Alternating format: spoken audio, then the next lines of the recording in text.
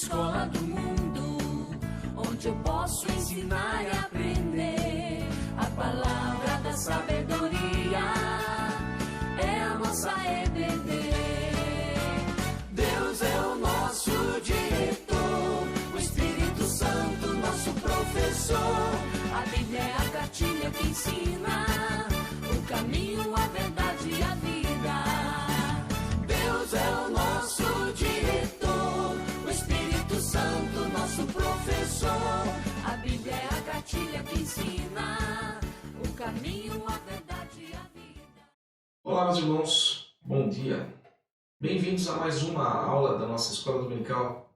Hoje daremos início a uma série de 13 estudos sobre a doutrina da salvação, por meio da revista Expressão, com o título A Essência da Fé. Hoje faremos a lição de número 1, a salvação do Senhor.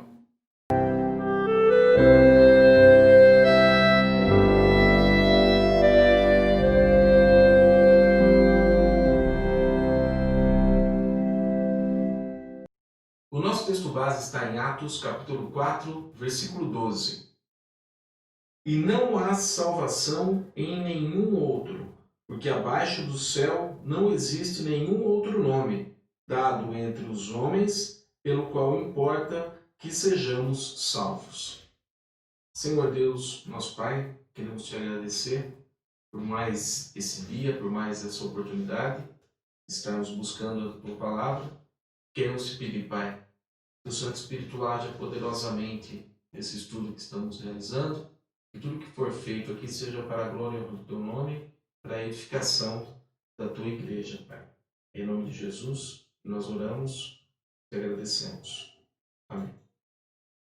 Tudo que o ser humano tem construído tende a apontar apenas para este mundo mesmo. A vida tem sido considerada o início e o fim de toda a existência.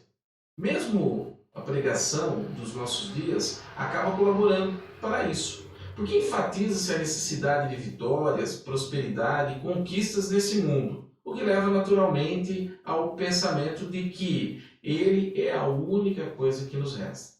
As pessoas não têm consciência de que necessitam da salvação. Sentem-se seguras em meio ao sistema de vida que o mundo tem oferecido. Mas a salvação é o assunto mais importante que deveria ocupar a nossa mente e os nossos púlpitos. O Evangelho proclama que, assim como Deus salvou Israel do Egito, do mesmo modo salvará do pecado e suas consequências a todos que confiam em Cristo. Essa salvação do pecado e da morte é obra inteiramente de Deus. Veja em Efésios, capítulo 2, versículo 8. Porque pela graça sois salvos, mediante a fé. E isto não vem de vós, é dom de Deus. E a Escritura ensina também a universalidade do pecado, ou seja, todos pecaram. Paulo, em Romanos capítulo 3, versículo 23, ele escreve o seguinte: pois todos pecaram e carecem da glória de Deus. Esse mesmo texto, na versão internacional, a NVI, diz o seguinte: pois todos pecaram e estão destituídos da glória de Deus. Veja que, na queda de Adão, o ser humano, toda a humanidade, mergulhou no pecado e jamais conseguiu e nem desejou livrar-se dele. Jesus fala sobre isso. Lá em João, capítulo 8, versículo 34, Jesus fala que o homem que comete pecado é um escravo do pecado. Replicou Jesus: em verdade vos digo, todo que comete pecado é escravo do pecado. Além de não querer, o homem nada pode fazer para deixar de pecar. A natureza humana se corrompeu total e intensamente, estendendo-se essa contaminação a todas as áreas da sua vida. A principal consequência do pecado é a quebra da comunhão com Deus. O pecado, ele gerou a separação entre o homem pecador e o Deus que é santo. Isaías 50, no capítulo 59, ele começa falando o seguinte, que a mão de Deus não está encolhida para que não possa te socorrer. Mas ele continua no versículo 2, mas as vossas iniquidades fazem a separação entre vós e o vosso Deus. E os vossos pecados encobrem o seu rosto de vós, para que vos não ouça. Então veja que que, ainda no jardim do Éden, já pode ser vista essa quebra de comunhão. Após ter desobedecido a Deus e tomado consciência da sua nudez e pecaminosidade, o homem e a mulher fugiram da presença de Deus. Eles se esconderam por entre as árvores do jardim. Isso a gente pode ver lá em Gênesis, no capítulo 8, versículo 8.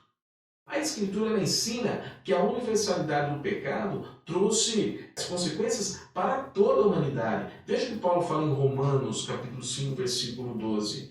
Portanto, assim como por um só homem entrou o pecado no mundo, e pelo pecado a morte, assim também a morte passou a todos os homens, porque todos pecaram. E ela traz como justo pagamento a morte de todos. Ele completa lá na mesma carta aos Romanos, capítulo 6, vamos ler o versículo 23, a primeira parte, 23a, ele diz o seguinte, um texto muito conhecido, porque o salário do pecado é a morte. Nós podemos ver na Bíblia 3 tipos de morte decorrentes do pecado.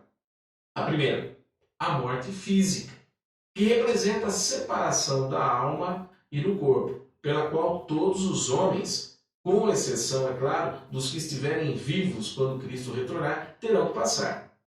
Em segundo, temos a morte espiritual, que é a interrupção da comunhão com Deus, que foi quebrada pelo pecado. Essa é o significado da nossa morte espiritual. Pois a vida está em Deus, e sem comunhão com Ele, estamos mortos. Paulo fala em Colossenses, né? E a vós outros que estáveis mortos pelas vossas transgressões e pela incircuncisão da vossa carne. Isso está em Colossenses, capítulo 2, versículo 13. Sem a comunhão com Deus, estamos mortos. Paulo fala isso em Efésios também. Estamos mortos em nossos pecados e delitos. E por fim, nós temos a morte eterna, que deve ser entendida como a interrupção eterna e definitiva da comunhão com Deus. Então veja que o pecado deixou o ser humano num estado de absoluta miséria espiritual. Isso torna todos os homens dependentes única e exclusivamente da salvação de Deus, que é manifestada em Cristo. Então a pergunta é, o que Deus fez pela salvação? O tema central do Evangelho cristão é a salvação. Quando Adão e Eva esconderam-se entre as árvores do jardim, Deus foi em busca deles. Ora, ele poderia ter abandonado o ser humano, a sua própria sorte. Mas a sua disposição de ir atrás do homem e da mulher, de interrogá-los e de apontar uma salvação, demonstra a graciosa iniciativa divina. O Pai tomando a iniciativa. Quando Jesus fala sobre a parábola dos 2 filhos, né, que nós conhecemos como a parábola do filho pródigo, veja que no final o pai ele espera o filho e ao avistar o filho vindo ao longe, o que ele faz? O pai corre em direção ao filho. Meus irmãos, é interessante que naquela cultura um ancião, um idoso jamais corria. Isso era ser comparado como um moleque, como um irresponsável, um ancião, um idoso correndo. Quando Jesus fala sobre essa questão, o pai avista o filho e sai correndo, o pai quebra todos os protocolos existentes ali na sociedade, toda a etiqueta, todo o protocolo cultural para resgatar o seu filho que, arrependido, voltava ao seu encontro. Então veja que ainda no Jardim do Éden, Deus faz menção do plano salvador, um plano que ele havia preparado antes mesmo da fundação do mundo. Deus prometeu, e é interessante, ele fala diretamente a serpente, porém inimizade entre ti e a mulher, entre a tua descendência e o seu descendente, no caso, o descendente da mulher. Este te ferirá a cabeça e tu lhe ferirás o calcanhar. Isso gera uma profecia direto da boca de Deus falando sobre a salvação. Isso está em Gênesis capítulo 3, versículo 15. E lá em Gálatas, no capítulo 4, versículo 4, veja que Paulo já identifica o descendente prometido da mulher. Com quem? Com o Senhor Jesus Cristo. O que ele fala lá? Vindo, porém, a plenitude do tempo, Deus enviou o seu Filho, nascido de mulher, nascido sob a lei. Da mesma forma que a promessa já havia sido feita por Deus. Então percebemos que, desde o início, Deus havia prometido que o Senhor Jesus viria para salvar o homem. Deus sempre tomou iniciativa. Ele é o autor da salvação. Para que isso acontecesse, Deus precisava vir para nós, uma vez que não há quem busque a Deus, como Paulo fala em Romanos, capítulo 3, versículo 11. Por quê? Pois o ser humano está morto em seus delitos e pecados. Veja lá em Efésios, capítulo 2, versículo 1. O homem não consegue se aproximar de Deus. Jesus Cristo cumpriu esse propósito divino de salvar o seu povo e resgatar essa comunhão entre o seu povo e Deus. Apesar da gravidade do pecado humano e suas consequências, Jesus venceu e a salvação foi providenciada. Cristo fez aquilo que Adão não pôde fazer. A maldição de Adão foi destruída pela graça de Cristo. A vida de Cristo derrotou a morte de Adão. O Evangelho de João inicia com a seguinte declaração: no princípio era o Verbo, e o Verbo estava com Deus, e o Verbo era Deus. Ele estava no princípio com Deus. Todas as coisas foram feitas por intermédio dele, e sem ele nada do que foi feito se fez. Isso está lá em João, capítulo 1, de 1 a 3. Mas a pergunta é, por que João chama Jesus de o Verbo? Veja que lá em Gênesis capítulo 1, nós temos toda a narrativa da criação de tudo que existe, de todo o universo e do homem. E veja que foi por meio do Verbo, ou seja, da palavra de Deus, que tudo foi criado. A mesma palavra que nos criou, a mesma palavra que criou todo o universo, veio para nós em um momento da história, como um de nós. O Deus Emanuel, ou seja, o Criador assumiu a forma e carregou toda a maldição do seu povo sobre si. A palavra que criou o mundo agiu novamente. Agora para quê? Para iniciar a criação de um novo mundo. Paulo fala na segunda carta aos Coríntios, capítulo 5, versículo 17. E assim, se alguém está em Cristo, é nova criatura. As coisas antigas já passaram, eis que se fizeram novas. O mesmo versículo na NVI tem uma diferença e é interessante colocarmos os dois versículos juntos. Fala o seguinte: portanto, se alguém está em Cristo, é nova criação, faz parte de uma nova criação. As coisas antigas já passaram, eis que surgiram coisas novas. E maravilhoso um texto que está em Apocalipse, capítulo 21, versículo 5, a primeira parte dele, João narrando suas revelações, fala, Jesus fala dessa maneira: e aquele que está sentado no trono disse, esse é Jesus, eis que faço nova todas as coisas. O mesmo texto pela NVI, estou fazendo nova todas as coisas. O próprio Jesus, a palavra que cria o mundo pela desobediência de Adão, cai no pecado, vem Cristo e nos transporta para um novo mundo. Por isso que Paulo fala que ele nos resgatou e nos transportou para o reino do Filho do seu amor. A segunda parte da nossa lição fala sobre o significado da salvação. E o primeiro significado, ter vida verdadeira. A Escritura descreve as pessoas que ainda não encontraram a salvação como estando mortas espiritualmente por causa dos pecados. Um não convertido não tem qualquer sensibilidade para a vida espiritual. Veja o que Paulo fala na primeira carta aos Coríntios, no capítulo 2, versículo 14. Ora, o homem natural não aceita as coisas do Espírito de Deus, porque eles são loucura. E não pode entendê-las, porque elas se discernem espiritualmente. Salvação significa receber a vida eterna. Vida eterna que é conhecer a Deus e ter comunhão com Ele. Conhecer a mente de Deus, estar com Deus, saber dos propósitos que Deus tem para a sua vida, saber daquilo que agrada ao Pai. Veja lá em João, no capítulo 17, de 1 a 3, tendo Jesus falado essas coisas, levantou os olhos ao céu e disse: Pai, é chegada a hora, glorifica teu Filho, para que o Filho te glorifique a ti, assim como lhe conferisse autoridade sobre toda a carne, a fim de que ele conceda a vida eterna a todos os que lhe deste. E a vida eterna é essa, que te conheçam a ti, o único Deus verdadeiro, e a Jesus Cristo, a quem enviastes. O segundo significado de salvação é receber perdão completo. Muitos sabem qual é a experiência de ter uma dívida alta e não ter condições de pagá-la, principalmente nas condições econômicas que frequentemente nosso país atravessa.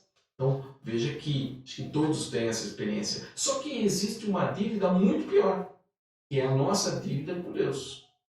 Cristo disse que daríamos conta de cada palavra frívola que dissessemos nesse mundo. Veja lá em Mateus 12:36. Digo-vos que de toda palavra frívola que proferirem os homens, dela darão conta no dia do juízo.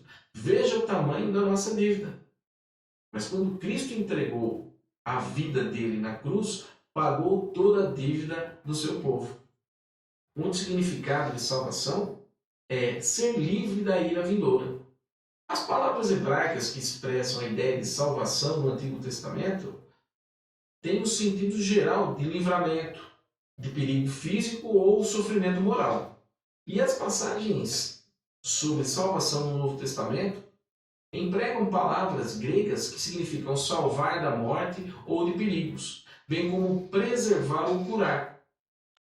João Batista ele advertiu as multidões que vinham para ser batizadas que não poderiam escapar facilmente da ira vindoura.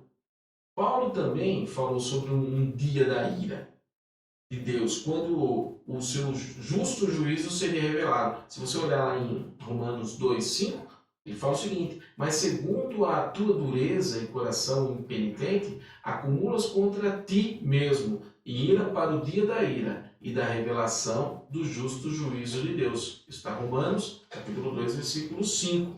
A salvação, ela livra o crente do juízo de Deus, do domínio do pecado e do poder da morte.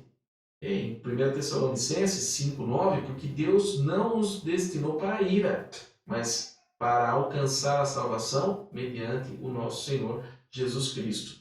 Deus livra os pecadores da condição natural de serem dominados pelo mundo, pela carne e pelo diabo. Olha o que João fala na sua primeira carta, no capítulo 5, versículo 18. Sabemos que todo aquele que é nascido de Deus não vive em pecado.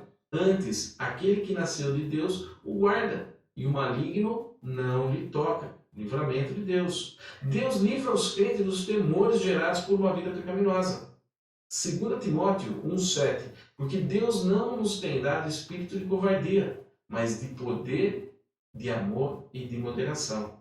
E Ele também nos livra dos hábitos viciosos que nos escravizam. Veja lá o que Paulo fala em Efésios 4:17. E digo isto, e testifico no Senhor, para que não andeis mais como andam também os outros gentios, na vaidade da sua mente. A salvação não é apenas a promessa de integridade espiritual e de paz, mas também cura física. Olha só o que Tiago escreve na sua carta, no capítulo 5:16. Confessai, pois, os vossos pecados uns aos outros, e orai uns pelos outros, para seres curados. Muito pode, por sua eficácia, a súplica do justo. E por fim, quarto significado de salvação, a vitória completa. Cristo foi crucificado, ele removeu o escrito de dívida que era contra nós. Olha o que Paulo escreve, Colossenses, no capítulo 2, versículo 14 e 15. Tendo cancelado o escrito de dívida que era contra nós, e que constava de ordenanças, o qual nos era prejudicial, removeu-o inteiramente, encravando na cruz, e despojando os principados e as potestades, publicamente os expôs ao desprezo, triunfando dele na cruz. A grande força do inimigo era esse documento. O diabo, o acusador, nos acusava diante de Deus. Mas agora já não há documento que nos acuse. Satanás perdeu sua arma. A salvação significa vitória completa. Cristo derrotou nosso inimigo. Nada mais pode fazer o diabo contra nós, porque temos a salvação em Cristo.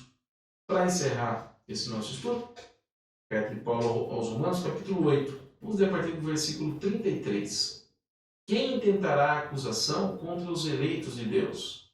É Deus quem os justifica. Quem os condenará? É Cristo Jesus quem morreu, ou antes, quem ressuscitou. o qual está à direita de Deus e também intercede por nós. Quem nos separará do amor de Cristo? Será tribulação? Ou angústia? Ou perseguição? Ou fome? Ou nudez? Ou perigo? Ou espada?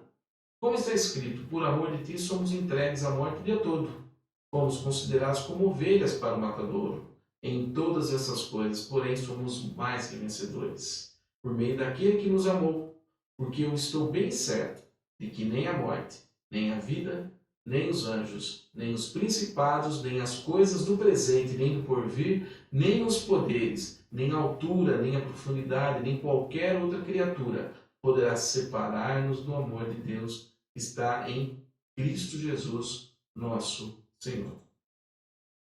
Como conclusão, a salvação é a maior necessidade do ser humano. Nenhuma outra atividade nesse mundo pode ser mais importante do que se preocupar com a salvação. Não fomos feitos para morrer. Deus nos fez para a eternidade. Em Jesus Cristo, Deus tem concedido gratuitamente salvação a todo o que crê. Essa salvação é o maior presente que alguém pode receber. Uma aplicação: de que modo o fato da salvação poderá orientar a sua vida e seus relacionamentos? Meus irmãos, que Deus te abençoe, tenha um bom domingo e uma boa semana.